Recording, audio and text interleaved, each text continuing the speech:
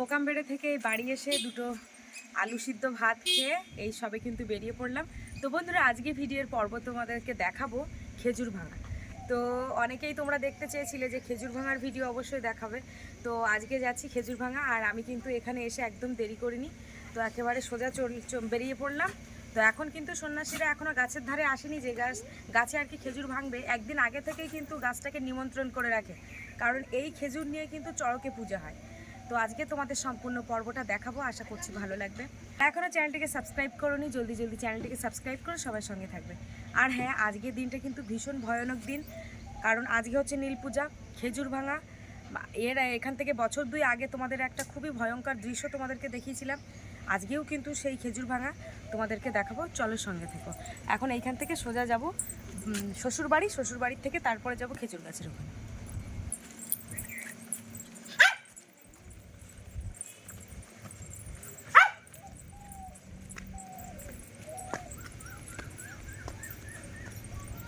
দেখো বন্ধুরা, আমাদের বাড়ির সামনে দিয়ে এখন সন্ন্যাসীরা যাচ্ছে খেজুর ভাঙার জন্য খেজুর গাছ তলায়। আর খেজুর গাছটা কিন্তু একদিন আগে থেকে নিমন্ত্রণ করা থাকে। তো দেখো কতগুলো সন্ন্যাসী সব একসাথে যাচ্ছে। না না, ঠিক আছে।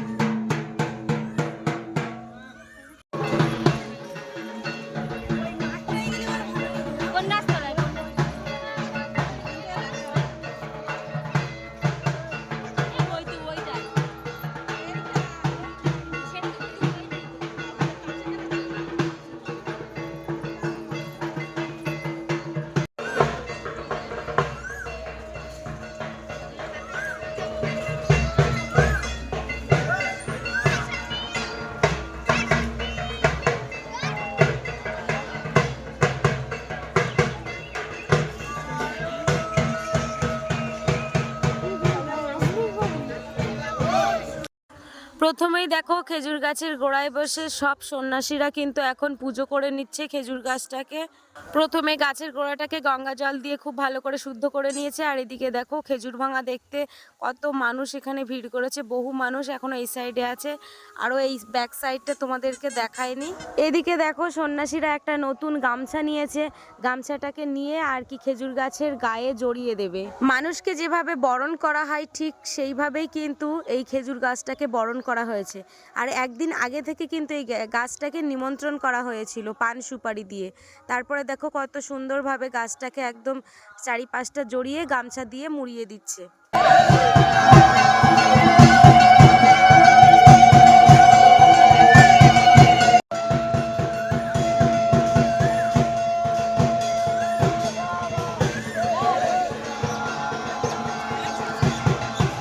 তারপরে যে নিয়ম কানুনগুলো ছিল সেই নিয়ম কানুনগুলো পালন করে গামছাটাকে গাছের গায়ে বেঁধে এবার প্রত্যেকটা সন্ন্যাসীরা কিন্তু 7 বার না হলে 9 বার এই গাছের চারিপাশটা ঘুরে নেবে। খুবই ভয়ঙ্কর একটি দৃশ্য। আর এই গাছ থেকে আজকে যে খেজুরটা পারবে সেই খেজুর নিয়ে কিন্তু চড়কের কিন্তু পূজা হবে এই খেজুর নিয়ে। তারপরে দেখো মানুষকে যেরকম ভাবে আলাপ করা হয় ঠিক গাছটার কিন্তু বন্ধুর মতো আলাপ করে নিচ্ছে। আর গাছটা যেহেতু ভগবান হয়ে গেছে, এখন ভগবানের রূপ ধারণ করেছে, এবার গাছে উঠে যেভাবে খেজুর পারবে তোমরা দেখলে তোমাদের গায়ের লোম খাড়া দেবে। কারণ একটা কাঁটাযুক্ত খেজুর গাছে কিভাবে সন্ন্যাসীরা উঠতে পারে? বাবার শক্তি না থাকলে কিন্তু কোনো রকমভাবে এটা সম্ভব হয় না।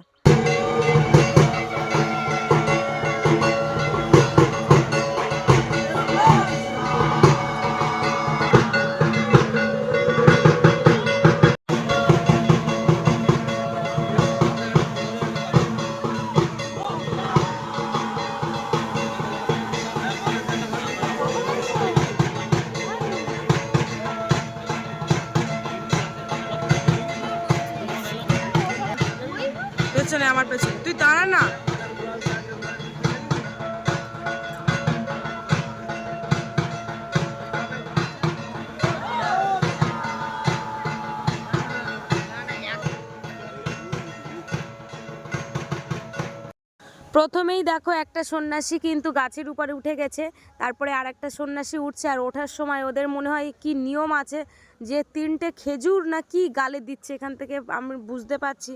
তো খেজুর নাকি 3বার গালে দিয়ে চিবালো, চিবানোর পরে দেখো গাছে উঠে যাচ্ছে চট করে।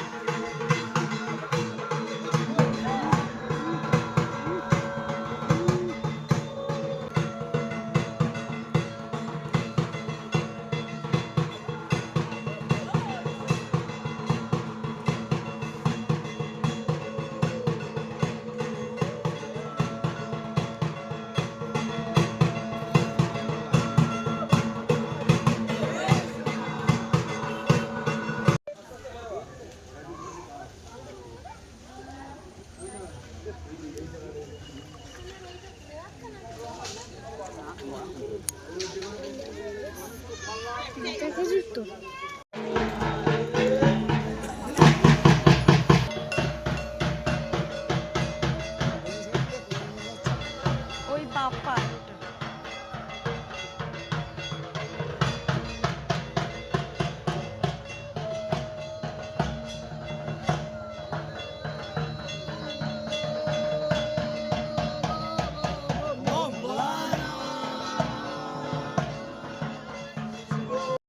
তো বন্ধুরা, খেজুর ভাঙা দেখে তো বাড়িতে চলে আসলাম।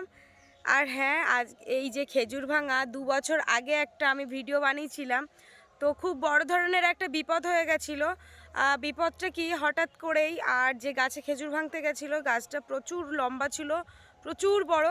তো খেজুর ভাঙতে গিয়ে দুজনই উঠেছিল, তো সেখান থেকে হঠাৎ করে একজন ওই গাছের ওই ছাড়িয়ে পড়ে যায়। ওখান থেকে পড়ে গেলে তার কোমরে লেগেছিল। এবারে সেই ঘটনাটা এমন একটা, তো ভোলা বাবার আশীর্বাদে কিন্তু সেই যে সন্ন্যাসী পড়েছিল উনি কিন্তু সুস্থ হয়ে গেছেন বাবার আশীর্বাদে। তো ওই ভিডিওটা আমি 2 বছর আগে পোস্ট করেছিলাম। খেজুর ভাঙাটা কিন্তু ভীষণ ভয়ঙ্কর একটা ব্যাপার, কারণ অত উঁচু গাছে ওঠা। আর তার উপরে বলি, অনেকে অনেক রকম বাজে মন্তব্য করেছিল ভিডিওটা নিয়ে। তো আমি ভিডিওর লিঙ্কটা আমি আজকে ডেসক্রিপশন বক্সে তোমাদেরকে দিয়ে দেবো, ভিডিওর লিঙ্কটা তোমরা সেখান থেকে পুরো ভিডিওটা দেখে নেবে। অনেকে অনেক রকম বাজে মন্তব্য করেছে, তাদেরকেই বলছি। তো এই সিচুয়েশানে যদি তোমার সামনে এরকম ধরনের কোনো দুর্ঘটনা ঘটতো, তুমি কি করতে বলো? ওই জন্য কাউকে না জেনে না শুনে কোনো কথাটা আমার মনে হয় না যে বলা মানে ঠিক। তো অনেকেই আবার আছে যে ধর্ম নিয়ে কথা বলো, তো সবার ধর্ম আমার কাছে একই রকম। তোমাদের ধর্ম যেরকম, আমাদের ধর্মকে নিয়ে বিচার করা ঠিক না। আমার কাছে সবাই সমান, আমরা সবাই মানুষ, আমাদের দেহে একই রক্ত, একই রক্তের কালার, সবারই রক্ত মানে শরীর কাটলে একই রক্ত লাল। তো আমার কাছে কোনো জাতি ভেদাভেদ নেই। তাই সবাইকেই বলবো, সবাই ভালো থেকো, সুস্থ থেকো। আজকে যে এই যে অলৌকিক দৃশ্য তোমাদেরকে দেখালাম খেজুর ভাঙা, তো তোমাদের কেমন লাগলো অবশ্যই কমেন্টের মাধ্যমে জানাবে। ভালো লাগলে অবশ্যই তোমাদের একটা করে মন্তব্য রেখে যাবে। ধন্যবাদ, সবাই ভালো থেকো, সুস্থ থেকো।